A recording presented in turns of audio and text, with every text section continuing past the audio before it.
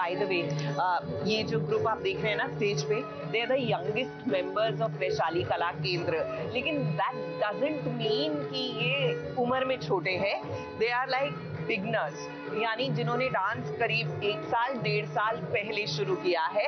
So this is like the beginners group, और इसमें आपको मैरिड वुमेन से लेकर 5th 6th क्लास के बच्चे भी मिलेंगे, and they will all dance in synchronisation.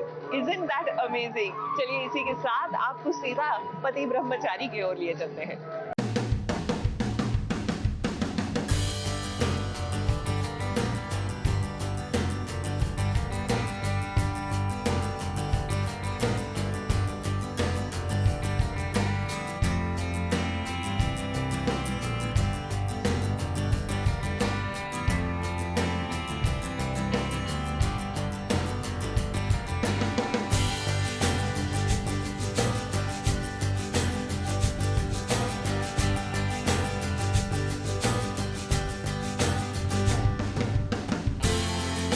Collector Babu multi talented हैं। वो भले ही अब लाल बत्ती में घूम रहे हों, मगर उन्हें चूल्हा चौका खाना बनाना सब कुछ आता है। अब देखिए, काव्या और आरव के कारण घर में टेंशन का माहौल तो था ही, तभी तो कलेक्टर बाबू सूरज ने सोचा क्यों न सुबह का नाश्ता वो खुद बनाए, ताकि घर का माहौल लाइट कर सके। सूरज तो अभी रिसेंटली ही IAS ऑफिसर बना है, मगर वो तो पहले से ही ये सारा काम जानता है, इसलिए उसे खाना बनाने में भी महारत हासिल है। ये गोल गोल पूड़ियाँ तल रहा है, जिसे देख भाभी जी के मुंह में भी पानी आ रहा है। सूरज के साथ यहाँ ईशा भी होती तो माहौल और भी अच्छा हो जाता।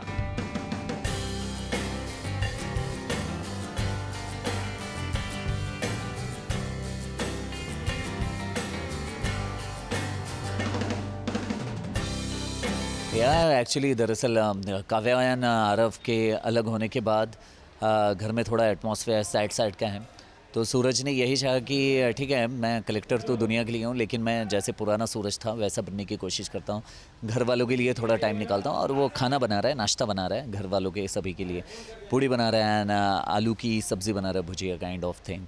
तो दिल से बना रहा है, पूरन भाई लपटे हुए हैं उसके साथ एंड बहुत ही खुशी खुशी सब बना रहे हैं। मोनिका भाभी आती है, टॉन्ट होता है, एक फ़नी मोमेंट होता है। And after that like suddenly ये नोटिस करता है कि काव्या जाते रहती है बड़ी जल्दबाजी में, एंड काव्या को पकड़ता है, पूछता है कि क्या हुआ, कहाँ जा रही है तो वो बताती है कि मतलब मुझे आरव से बात करना है, तो मना कर देता है सूरज की जाने की कोई ज़रूरत नहीं है। सूरज नहीं चाहता कि काव्या अब आरव से मिले, इसलिए तो उसने काव्या को आरव से मिलने के लिए रोक दिया।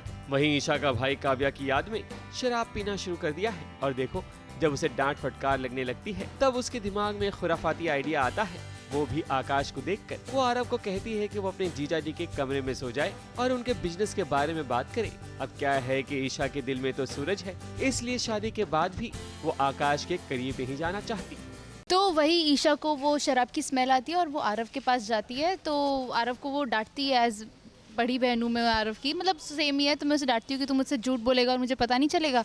तो मैं देखती हूँ उसे टर्न करके और शराब की बोतल निकालती हूँ कि तू फिर से पी रहा था, ये है तेरे थॉट्स। तो तभी वो आकाश को देखता है, आकाश आ रहा होता है, तो मैं भी देखती हूँ और मुझे आकाश को देखते ही एक प्लान आता है कि मैं कुछ खेल खेलती हूँ अब, बिकॉज आकाश ऑलरेडी बहुत खेल खेलते हैं, तो मैं भी कुछ चाल चलती हूँ। और मैं कहती हूँ कि आकाश के लिए तो सोचो, तुझे अपनी बहन के बारे में तो सोचता है नहीं, वो तेरे लिए बिजनेस के लिए इतनी मेहनत कर रहे हैं, इतना कुछ कर रहे हैं। वो कहती हूँ, फिर कहती हूँ तू आकाश के साथ ही सो जा, तो तुम्हें बिजनेस से रिलेटेड बात करनी हो वो भी हो जाएगी। तो ईशा कुछ अलग ही प्लानिंग चल रही है जो सोचा भी नहीं हो आकाश ने।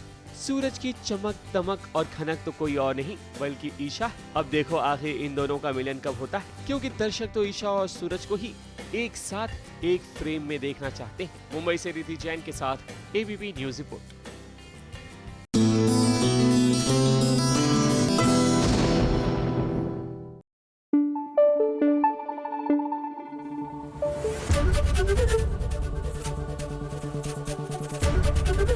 ABP न्यूज आपको रखे आगे।